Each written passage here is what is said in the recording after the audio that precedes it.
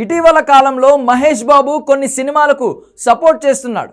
చిన్న సినిమాలను సోషల్ మీడియాలో ఎక్కువగా ప్రమోట్ చేయడం మొదలుపెట్టాడు. అలాగే కొంతమంది హీరోల సినిమాలకు కూడా సపోర్ట్ చేస్తూ సోషల్ మీడియాలో పోస్టులు పెడుతున్నాడు. దీనికి మంచి రెస్పాన్స్ కూడా వస్తుంది. అయితే నందమూరి హీరోల సినిమాల విషయంలో మాత్రం మహేష్ బాబు పెద్దగా పట్టించుకున్న పరిస్థితి ఎక్కడా కనబడడం లేదు. సోషల్ మీడియాలో వేరే సినిమాలను గురించి పోస్టులు పెట్టే మహేష్ బాబు నందమూరి హీరోలతో మంచి స్నేహం ఉన్నా సరే సోషల్ మీడియాలో మాత్రం పెద్దగా రియాక్ట్ అవ్వడం లేదు. రీసెంట్గా విక్టరీ వెంకటేష్ హీరోగా వచ్చిన సంక్రాంతికి వస్తున్నాం సినిమా సూపర్ హిట్ అయింది.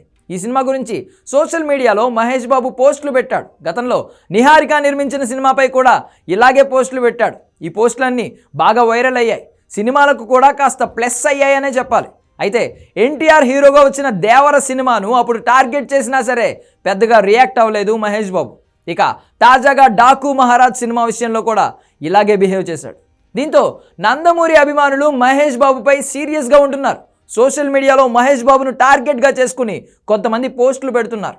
నందమూరి హీరోలతో మహేష్ బాబుకు మంచి స్నేహం ఉన్నా సరే సోషల్ మీడియాలో పోస్ట్ పెట్టడానికి సమస్య ఏంటి అంటూ ఫైర్ అయిపోతున్నారు. అలాగే హిందీ సినిమాలను కూడా ప్రమోట్ చేసే మహేష్ బాబు తెలుగు సినిమాల విషయంలో కాస్త కొంతమందిపై వివక్ష చూపిస్తున్నాడని నందమూరి అభిమానులు ఆగ్రహంగా ఉన్నారు. మెగా అభిమానులు పదే పదే దేవర సినిమాను టార్గెట్ చేసినా సరే మహేష్ బాబు రియాక్ట్ కాలేదు. దీంతో నందమూరి అభిమానులు మంచి కాక మీద ఉన్నారు. రీసెంట్గా బాలకృష్ణ సినిమాను కూడా ఇలాగే టార్గెట్ చేస్తున్న సమయంలో మహేష్ బాబు పెద్దగా రియాక్ట్ అయ్యే ప్రయత్నం చేయలేదు. అటు Ram Charan game changer cinema విషయంలో కూడా సోషల్ మీడియాలో జరుగుతున్న ప్రచారంపై పెద్దగా రియాక్ట్ అవ్వలేదు. కనీసం ఈ సినిమాలను చూసే ప్రయత్నం కూడా మహేష్ బాబు చేయలేదు. అటు అల్లు అర్జున్ను అరెస్ట్ చేసిన తర్వాత కూడా మహేష్ బాబు నుంచి పెద్దగా రెస్పాన్స్ రాలేదు. దీంతో టాలీవుడ్లో కొంతమందితో మహేష్ బాబుకు గ్యాప్ ఉంది అనే ప్రచారం జరుగుతోంది. ప్రస్తుతం మహేష్ బాబు రాజమౌళి డైరెక్షన్లో ఒక సినిమా చేస్తున్నాడు.